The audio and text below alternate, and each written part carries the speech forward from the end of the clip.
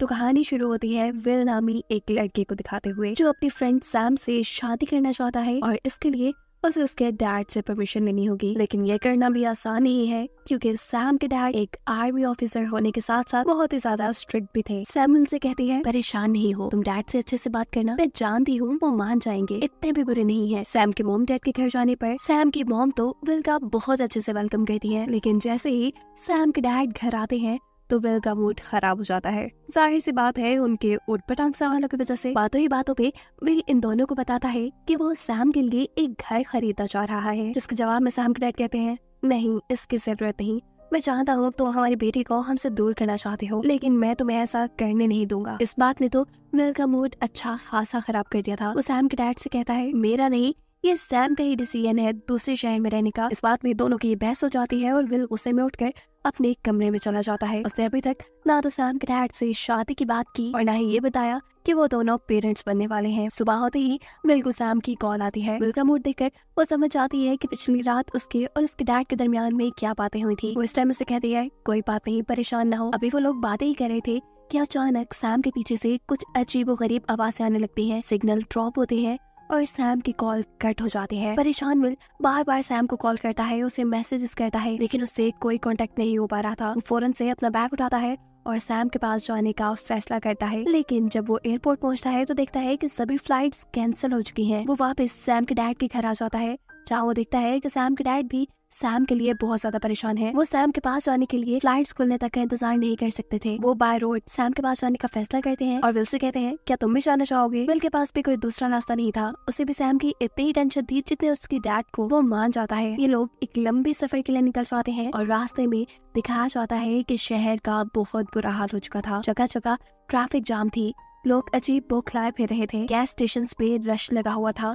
लोग अपनी जरूरत की चीजें इकट्ठी करने के लिए एक दूसरे से लड़ रहे थे। अभी जिस टाइम पर विल गाड़ी में गैस फिल कर रहा था उसी टाइम पर कुछ गुंडे आकर विल को धमकाकर उससे पैसे मांगते हैं, लेकिन तभी सैम के डैड किसी हीरो की तरह गाड़ी से बाहर निकलकर इन सब को गन से डराते हुए अपने से दूर कर लेते हैं। सफर ये दोनों दोबारा कंटिन्यू करते हैं और यहाँ विल सैम के डैड से पूछता है कि आप हर टाइम ये गन अपने साथ क्यों रखते हैं। वो जवाब देते हैं देखो, अगर ये मेरे पास ना होती तो वो गुंडे अब तक हमारा सब कुछ लूट कर ले जाते। थोड़ा ही आगे जाने पर वो देखते हैं कि आर्मी ने आगे रास्ता बंद किया हुआ था। अब क्योंकि सैम के डैड खुद भी एक आर्मी ऑफिसर थे, वो यहाँ पर सभी ऑफिसर से बात करते हुए अपनी गाड़ी को आगे निकाल लेते हैं। चलते चलते अब रात हो चुकी थी, इनकी मंजिल बहुत दूर थी और मुसीबतें तो जैसे कम होने का नाम ही नहीं ले रही थी, क्योंकि अब पुलिस की गाड़ी में बैठा एक साइको इंसान इनके पीछे पड़ चुका था। ये लोग गाड़ी से निकलकर जब उसे चेक करते हैं तो वो आदमी इन्हें शूट करके मारने ही वाला था। ये दोनों अपनी जान बचाने के लिए वापस गाड़ी में बैठ जाते हैं और स्पीड से अपनी गाड़ी चलाते हुए वहाँ से आगे बढ़ते हैं, लेकिन ये आदमी भी अपनी कार से उनका पीछा करता है। जिस आदमी को डिस्ट्रैक्ट करने के लिए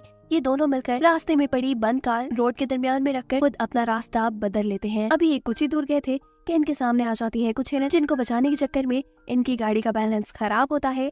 गाड़ी जाकर इनकी लगती है दरख्त से और इनका बुरा सा एक्सीडेंट हो जाता है। एक्सीडेंट की वजह से गाड़ी रुक गई थी और वो पागल इंसान दोबारा इनके पीछे आ चुका था। विल इस टाइम गाड़ी के अंदर था। वो विल के ऊपर बंदूक तान कर उसे मारने ही वाला था कि अचानक पीछे से सैम के डैड आकर उसे धक्का देकर दूर गिराते हैं। ऐसे में पागल आदमी को गुस्सा आ जाता है और इन दोनों के दरमियान में लड़ाई शुरू हो जाती है। सैम के डैड की उम्र बड़ी जरूर हो गई थी, लेकिन वो किसी जवान से भी अच्छी फाइटिंग कर सकते थे। वो उस आदमी को खूब पीटते हैं, अच्छा सबक सिखाते हैं और यहाँ मारकर फेंक देते हैं, लेकिन इस सारी लड़ाई के अंदर उनकी अपनी भी पसलियां टूट जाती हैं। खैर इस आदमी से छुटकारा पाने के बाद ये लोग पुलिस की कार के साथ अपनी कार जोड़कर अपनी कार को एक गैराज में लेकर आते हैं, जहाँ इनकी कार को ठीक करने के लिए मैकेनिक बहुत सारे पैसे मांगती है।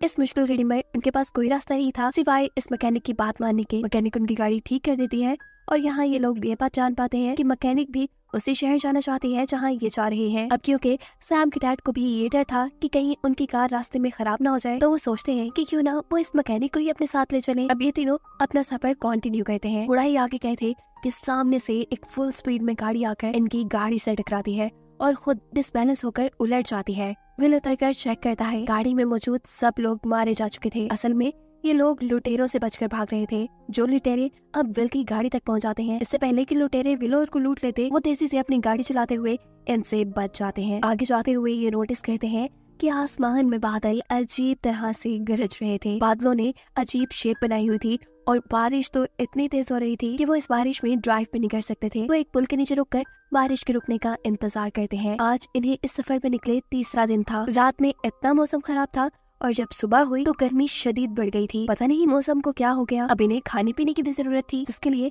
ये लोग एक स्टोर पे रुक के कुछ सामान लेते हैं और आगे बढ़ जाते हैं। आगे जाने पे वो देखते हैं कि मैदानों में आग लग चुकी थी और ये शायद गर्मी की वजह से ही हो रहा था।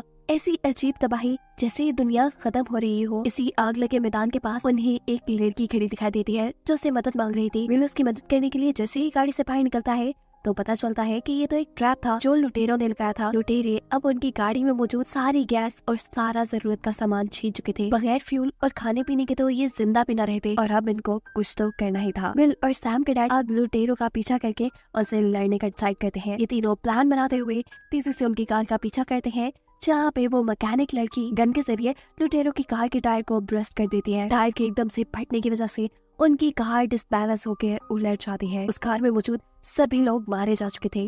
कार में से बहुत तेजी से फ्यूल भी निकल रहा था और आसपास आग भी लगी थी। ऐसे ही चलता रहता तो कुछ ही देर में ये कार भी ब्लास्ट हो जाती। उनके पास कुछ ही वक्त था अपनी जरूरत का सामान वापस लेने का।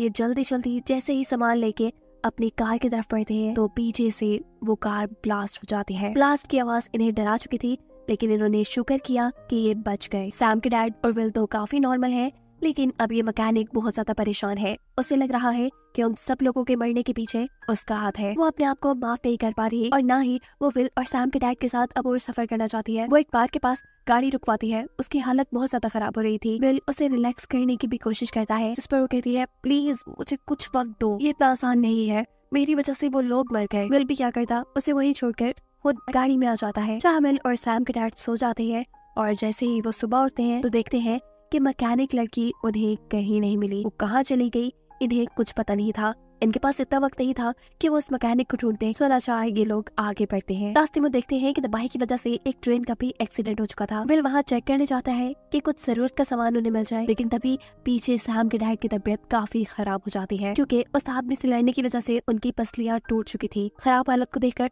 टॉम फौरन उनके पास आता है, उन्हें एक पेन किलर देता है जिससे उन्हें थोड़ा सुकून हो। लेकिन सैम के डैड अब जान चुके थे कि वो ज्यादा देर तक जिंदा नहीं रह पाएंगे। इस टाइम पर वो विल से कहते हैं मुझसे वादा करो तुम मेरी बेटी का पूरी जिंदगी ख्याल रखोगे। वो ये बात विल से इसलिए कह रहे थे क्योंकि इस सफर के दौरान वो जान गए थे कि विल एक अच्छा इंसान है। वो न सिर्फ इनकी बेटी का ख्याल रखेगा बल्कि अपने बच्चे का भी एक अच्छा बाप बनेगा। और ये सारी बातें सैम के डैड के मुंह से सुन के विल की तो खुशी का ठिकाना ही नहीं रहा था। ये लोग खुशी खुशी आगे बढ़ते हैं, लेकिन मुसीबतें कहाँ पीछे रहने वाली थी। यहाँ पे एक बाइक गैंग अब इनके ऊपर हमला कर देता है। इनसे बचने के लिए इन दोनों के पास ही कोई रास्ता नहीं था। विल उन्हें समझाने के लिए बाहर निकलता है, जबकि सैम के डैड उसे एक गाड़ी में बैठकर गाड़ी को आगे भगाने को कहते हैं और सैम के डैड मौका पाते ही पीछे से ट्रक को शूट कर देते हैं। ट्रक में ब्लास्ट होकर आग लग जाती है और ऐसे उस बाइक गैंग से इनकी जान छूटती है। फाइनली ये लोग आगे बढ़ते हैं। विल अभी ये बात नहीं जानता था कि ये वो आखिरी मुसीबत है जिसका सामना उसने सैम के डैड के साथ किया था, क्योंकि अब सैम के डैड की मौत हो चुकी थी। उसे जब ये बात पता चलती है तो वो बहुत दुखी होता है। उदास वो बेशक था, लेकिन वो ड्राइव करता रहा। कोई और रास्ता जो उसके पास नहीं था। थोड़ी दूर जाने पर विल की गाड़ी भी खराब हो चुकी थी। वो ऐसे ही इस गाड़ी के अंदर सैम के डैड की डेड बॉडी नहीं छोड़ना चाहता था। वो ना चाहते हुए भी अपनी कार को यहाँ आग लगा देता है और इसके बाद पैदल ही आगे बढ़ता है। आज उनके सफर का 5वां दिन था। वो अभी तक अपनी मंजिल पे यानी सैम के पास नहीं पहुँच पाया था। इसी रास्ते में उसे एक गाड़ी मिलती है। वो उसे लिफ्ट मांगता है, लेकिन ये फैमिली भी लुटेरों से बहुत ज्यादा डरी हुई थी। वो गन लेके ऐसे बाहर निकलती है जैसे उन्हें लग रहा हो कि विल भी एक लुटेरा है, लेकिन विल तो खुद उनसे मदद मांग रहा था। ऐसे वो विल का यकीन करने के लिए विल से विल की गन ले लेते हैं और उसे अपने साथ गाड़ी में लिफ्ट दे देते हैं। यहाँ से विल के मॉम डैड का घर करीब था। वो इस फैमिली को अपने मॉम डैड के घर ले आता है, उन्हें यहाँ रुकने की इजाजत देता है, लेकिन इस शर्त पर कि वो विल को अपनी गाड़ी दे देंगे। ये लोग भी मान जाते हैं और विल अब इस गाड़ी के जरिए सैम तक पहुँचने की कोशिश में लग जाता है। फाइनली ये अपने शहर पहुँच चुका था, जहाँ वो जाते ही देखता है कि जगह जगह राख के ढेर है। सारी गाड़ियाँ, इंसान मरे पड़े हैं। पूरा शहर तबाह हो गया था। बिल्डिंग्स टूट गई थी, लाशें मलबे के नीचे थी। दुनिया की तबाही का एक खौफनाक नजारा था। वो जैसे ही अपने अपार्टमेंट में आता है तो देखता है कि बिल्डिंग्स टूटी हुई थी। सैम अपने अपार्टमेंट के दरवाजे पे एक एड्रेस लिख के साथ ये नोट लिख के गई थी कि आओ और मुझे ढूंढो। विल फौरन ही सैम के उस लिखे हुए एड्रेस तक जाता है और उसके हाथ ही गन लेकर एक लड़का बाहर निकलता है, क्योंकि वो भी लुटेरों से डरा हुआ था। इससे पहले कि वो विल को शूट कर देता, वो विल को पहचान लेता है क्योंकि वो उसी का नेबर था। इससे पहले कि ये लोग कोई बात करते, पीछे से सैम भागती हुई आती है और विल के गले लग जाती है। कि दोनों ही एक दूसरे को जिंदा देखकर बहुत ज्यादा खुश थे। फाइनली इतनी मुसीबतें झेलने के बाद, इतनी कुर्बानियां देने के बाद विल को कुछ तो हासिल हुआ था। ये दोनों एक दूसरे को गले लगा लेते हैं और पीछे जो सैम का नेबर था वो इन दोनों को देखकर जेलस होने लगा था, क्योंकि वो भी सैम को पसंद करता था। विल बहुत ज्यादा थका हुआ था, इसलिए सो जाता है। उसकी आंख अब एक जलजला आने पे खुली। वो डर कर फौरन बाहर आया तो उसने आसमान में रंग बिरंगे चमकते हुए बादल देखे, जिस बारे में वो आकर सैम और इस आदमी से पूछता है कि आखिर इस शहर में ऐसा हुआ क्या कि हर कुछ तबाह हो गया, यहाँ तक कि माहौल भी। जिस पर सैम का नेबर जवाब देता है कि ये सब प्री प्लान्ड हुआ है, यहाँ पर अमेरिकी फोर्सेस ने कोई बम धमाका किया और उसी के रिएक्शन से ये सब कुछ हो रहा है। विल ये बात नहीं मान रहा था, क्योंकि बम से एक मरतबा की तबाही तो मुमकिन थी, लेकिन बार बार इस तरह जलजले के झटके आना, तूफान आना, ये पॉसिबल नहीं था। इनके बहस में ही सैम के नेबर का मूड खराब हो जाता है। उसे अब विल पे अजीब ही गुस्सा आ रहा था, इसीलिए वो अगले दिन विल को घने जंगलों में ले आया, क्योंकि उसके इरादे अच्छे नहीं। वो विल को मारना चाहता है ताकि वो विल को मारकर सैम को हासिल कर सके। वो विल से कहता है कि मैं सैम को पसंद करता था, लेकिन तुम कहाँ से दरमियान में आ गए। ये कहते हुए इससे पहले कि वो विल को शूट कर देता, विल अब सैम की डैड की गन से इस आदमी को ही शूट कर देता है। वो अभी यहीं खड़ा था कि अचानक वो नोटिस करता है कि पीछे से बहुत बड़ा वोल्केनो फटा है, आतिशफिशा फटा है। ये आग के अलावा यहाँ बहुत तबाही लाने वाला था, इसीलिए वो सैम को जल्दी से इस तबाही से बचाने के लिए अपनी कार में बिठा लेता है। ये लोग इस तबाही से बचने के लिए अब आगे आगे भाग रहे थे और तबाही उनके पीछे पीछे थी। ये बच पाएंगे भी या नहीं कोई नहीं जानता, लेकिन अच्छी बात यह है कि ये दोनों अब साथ हैं और इसी को दिखाते हुए ये कहानी यहाँ खत्म हो जाती है।